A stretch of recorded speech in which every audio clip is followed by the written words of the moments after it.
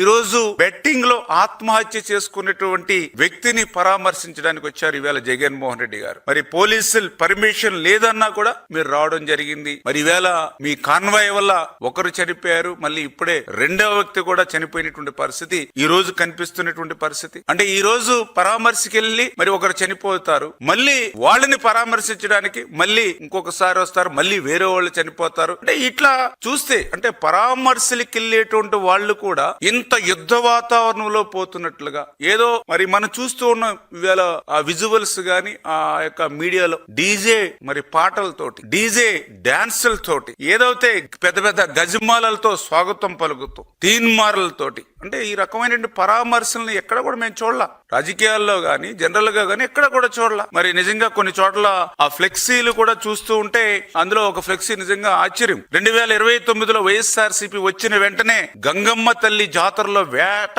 తలలు నరికినట్లు రప్ప రప్ప అని నరుకుతాం ఒక్కొక్కడిని అని చెప్పి మరి వేళ వాళ్ళు పెట్టుకునేటువంటి ఫ్లెక్స్లు, అంటే ఇవన్నీ చూస్తూ ఉంటే ఇది పరామర్శలకి వస్తున్నటువంటి పరిస్థితిగా లేదు, ఆంధ్రప్రదేశ్ రాష్ట్ర ప్రజల మీద దాడి చేయడానికే వస్తున్నటువంటి పరిస్థితి ఈ రోజు క్లియర్ గా కనిపిస్తున్నటువంటి పరిస్థితి. అందులో కూడా మరి ఏదైతే ఆయన కాన్వాయ్ లోంచి మరి తగిలి ఎవరైతే మరి మధ్యాహ్నం ఎవరైతే చనిపోయారో మరి ఆయన ఒక దళిత బిడ్డ, అంటే ఒక దళిత బిడ్డ మరి చనిపోతే నిజంగా ఆయన్ని వెనువెంటనే మానవత్వం అనేటువంటి ఏ వ్యక్తి అయినా సరే యాక్సిడెంట్ అవుతే ఇమ్మీడియట్లీ ఆ కాన్వాయ్ ఆపుకుని ఆ ఎవరైతే గాయాల పాలిన వ్యక్తిని ఆ యొక్క అంబులెన్స్ లో గాని లేదా అందుబాటులో అవసరమైతే తన కాన్వాయ్ లో ఉన్నటువంటి కారును సైతం ఇచ్చి హాస్పిటల్కి పంపించి ప్రాణాలు కాపాడతారు.